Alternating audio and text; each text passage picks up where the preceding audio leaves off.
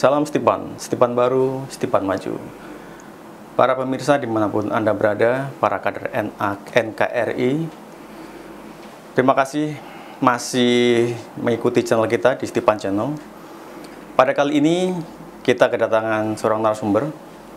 Kita akan berbincang dengan beliau tentang keseharian beliau, tentang bagaimana aktivitas yang dijalani setiap hari. Kita bertemu dengan Pak Bahrum. Beliau adalah Wakil Ketua DPRD Provinsi Banten. Apa kabar Pak Bahrum? Alhamdulillah, Selamat baik. datang di channel kita. Terima kasih atas kehadirannya. Terima kasih atas penerimaannya. Pak Bahrum, kalau kita bisa review dari pertama Pak Bahrum masuk ke Stipan, kira-kira ilmu apa yang bisa diserap selama perkuliahan di S2 ya Pak ya? Ya. Jadi di program pascasarjana di Magister S2 Ilmu Pemerintahan Universitas Abdi Negara ini cukup kompeten kerangka untuk menyalurkan satu wawasan melalui pendidikan yang ada di kurikulum Abdi Negara. Tentunya dari mata kuliah yang saya jalankan ini banyak sekali manfaatnya kami aplikasikan melalui kegiatan atau program kegiatan yang ada di DPRD Provinsi Banten. Maka dari itu saya memberikan apresiasi kepada seluruh jajaran para pelaku pendidikan di Universitas Abdi Negara ini, karena banyak hal-hal yang saya dapat dari materi atau mata kuliah yang diberikan kepada saya, seperti teori pelayanan publik, pemerintahan dan manajemen kebinekaan, dan juga isu-isu pemerintahan, analisis kebijaksanaan publik, good government di pemerintahan, dan masih banyak lain. Saya melihat bahwa ini salah satu referensi para penggiat kebijakan di daerah maupun di pusat. Saya pikir Universitas Abdi Negara ini memang patut diberikan penghargaan ketika para siswa yang ingin belajar di Abdi Negara ini bisa diterapkan di dalam aktualisasi para penggiat kebijakan. Ya. Jadi yang dirasakan Bapak saat ini kan sebagai Wakil Ketua DPRD Provinsi, jadi ilmu yang didapat ini applicable sebenarnya Pak, diterapkan dalam kehidupan, dalam pekerjaan sehari-hari. Sangat applicable, karena yang saya rasakan langsung bahwa teori-teori atau mata kuliah yang diberikan itu ya memang selain juga dilakukan aktualisasinya itu sangat membantu ya saya di dalam memberikan satu konsep dan wawasan kebutuhan di dalam pemerintah daerah, dan juga saya melihat ini ya cukup para dosen atau para pengajar yang memang cukup profesional ya. Ya kita lihat sendirilah ya, banyak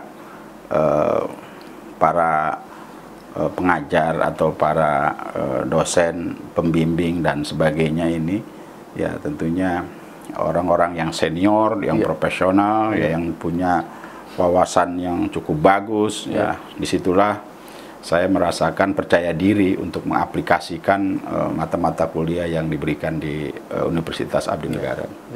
Pak Bahrum, kalau kita di sini di ilmu pemerintahan Abdi Negara kan sifatnya teoritis, sementara Bapak sudah menjalankan juga dalam keseharian applicable. Tapi kira-kira ada nggak kekurangan yang saat ini misalnya masih ada pelajaran atau bab-bab yang kurang ternyata di kehidupan pekerjaan seperti ini? Apa ada yang kurang dari? Ya saya pikir kaitan misalnya perbaikan kurikulum atau ya. Kurikulum ini saya pikir sudah cukup komprehensif ya, dan saya pikir memang masih ada saja yang kekurangan. Artinya kan kita juga cukup objektif ya di dalam mengaplikasikan dari seluruh materi atau mata kuliah yang saya terima ya. Ya memang secara langsung kita praktekkan ya manfaatnya ya cukup besar gitu. Jadi dari teori yang kita dapat ya, dari wawasan yang kita dapat yang diberikan oleh para pengajar, ya, para dosen, ya itu ya ternyata ya memang benar adanya. Ya, adapun ada hal yang bersifat tidak applicable di dalam mengaplikasikannya, saya pikir itu hal yang biasa. Ya tentunya itu sudah saya sampaikan di forum-forum di mata kuliah ya, agar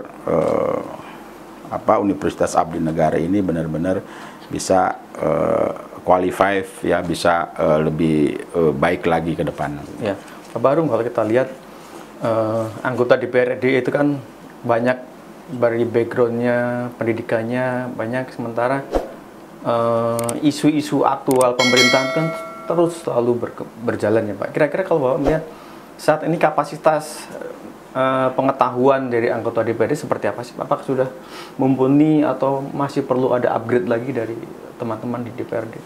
Ya, saya pikir kita sebagai orang yang ditugaskan dari partai, orang dipercayakan oleh masyarakat untuk mewakili di parlemen, ya, di DPRD, ini benar-benar harus aspiratif dan akomodatif. Ya.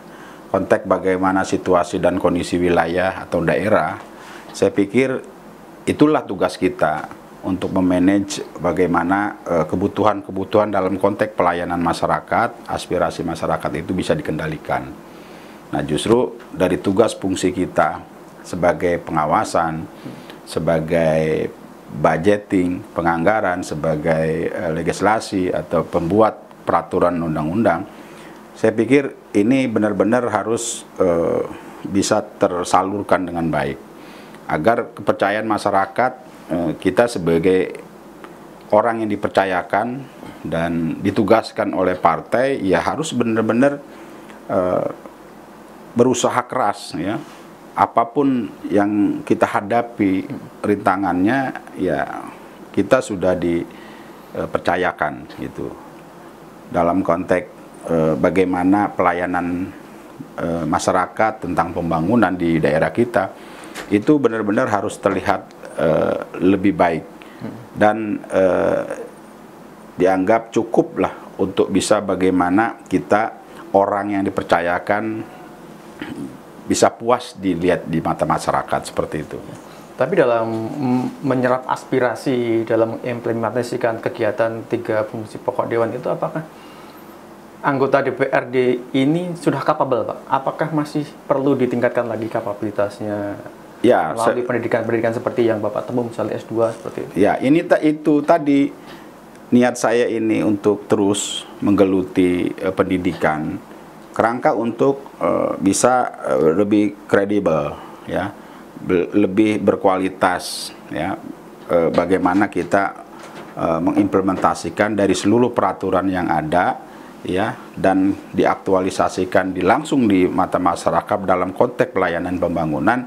Ini benar-benar bisa selaras ya antara teori dan juga prakteknya gitu. Jadi konteks bagaimana saya bisa mengaplikasikan dari seluruh teori pendidikan ini, saya bilang ini cukup bermanfaat, karena faktanya ya memang kita butuh wawasan dan pengetahuan secara teori gitu ya.